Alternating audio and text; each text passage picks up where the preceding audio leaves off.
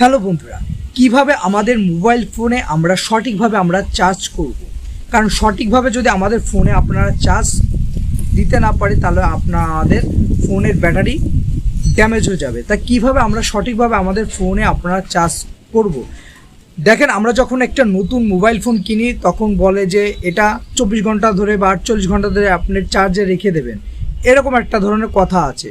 কিন্তু একটা বিষয় আপনি খেয়াল করবেন যে একটা ফোনে কলম ব্যাটারিতে আপনার 100% উপরে কলম চার্জ দেওয়া যায় না। 100% বা 100% চার্জ একটা মোবাইলে হয়। তাহলে আপনি যদি 24 ঘন্টা ধরে ফোনে চার্জে রেখে দেন তাহলে কি আপনার 24 ঘন্টা ধরে আপনার ফোন কি চার্জ হবে? না, আপনার ফোন কলম 24 ঘন্টা ধরে আপনার ফোনে চার্জ হবে না।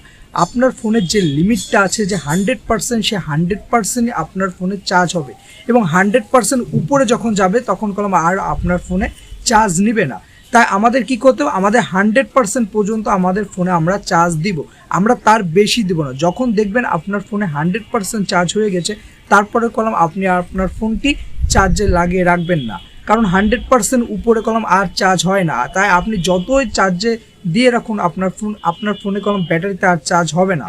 এবং আপনি যদি অনেক সময় ধরে আপনার ফোন ব্যাটারিতে চার্জ দেওয়ার জন্য 100% হয়ে গেলেও আপনি রেখে দেন তাহলে কলম আপনার ফোনের ব্যাটারিতে প্রবলেম হবে। আমরা কি করি, মাঝে মাঝে আমাদের ফোন আমরা সারা রাত ভরে আমরা চার্জে দিয়ে আমরা ঘুমিয়ে পড়ি। এতে কি হবে, এতে কলম আপনার ব্যাটারিতে প্রবলেম হবে, কারণ আপনার ব্যাটারিতে যখন ওভারলোড বা চার্জ হবে আপনার ব্যাটারিতে মাঝে মাঝে গরম হয়ে যাবে।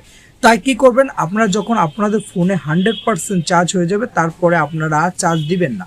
আর চার্জ যখন আপনার ফোনে দেখবেন যে একটা লো চার্জের একটা সিগন্যাল আছে, আপনার ফোন সবসময় দেখবেন যদি আপনার ফোনে 40% চার্জ চলে আসে তখনই আপনার ফোনে আপনারা চার্জে দিয়ে দিবেন।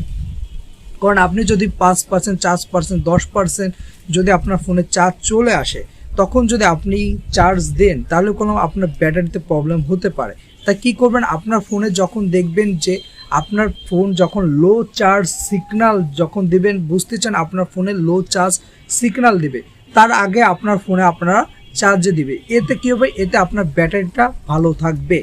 আবার একটা বিষয় কি, আমরা মাঝে মাঝে কি দেখি, আমরা দেখি যে ফোনে চার্জ নেই, আমরা চার্জে লেগিয়ে তারপর আমরা গেম খেলি। এতে কোনো প্রবলেম নেই। আপনার ফোন আপনি চার্জে লেগিয়ে আপনি গেম খেলতে, একটা সময় ধরো সেই সময় অনেক ধরনের প্রবলেম ছিল যে মোবাইল ব্যাটারি বাস্ট হয়ে যেত, এই ধরনের প্রবলেম এখন হয় না। এখন আপনার যে মোবাইল ফোন বা হ্যান্ডফোন, এটা অনেকটা ডিভাইস আপনার উন্নতি হয়েছে। তাই এখন আর ওরকম ভয় নেই যে আপনি ফোনে চার্জে লাগিয়ে আপনি গেম খেলবেন, এতে করে আপনার ফোনে প্রবলেম হবে কি না, প্রবলেম হবে না। কিন্তু আপনার ফোনে একসাথে চার্জ হচ্ছে, একসাথে আপনি ইউজ করছেন, এতে কি আপনার ফোনটি গরম হয়ে যাবে। তা আপনি খেয়াল রাখবেন যে ফোন যাতে বেশি গরম না হয়। আপনি যে কোনো একটা কাজ করবেন যে আপনি ফোনে আগে চার্জ দেবেন তারপরে গেম খেলবেন।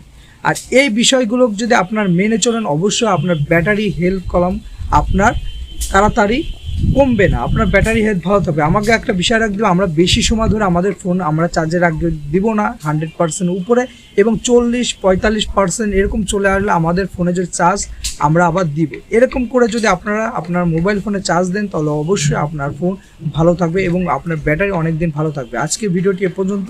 ভালো লাগলে অবশ্যই ইউটিউব চ্যানেলটি সাবস্ক্রাইব করে সাথে থাকবেন। সবাইকে ধন্যবাদ।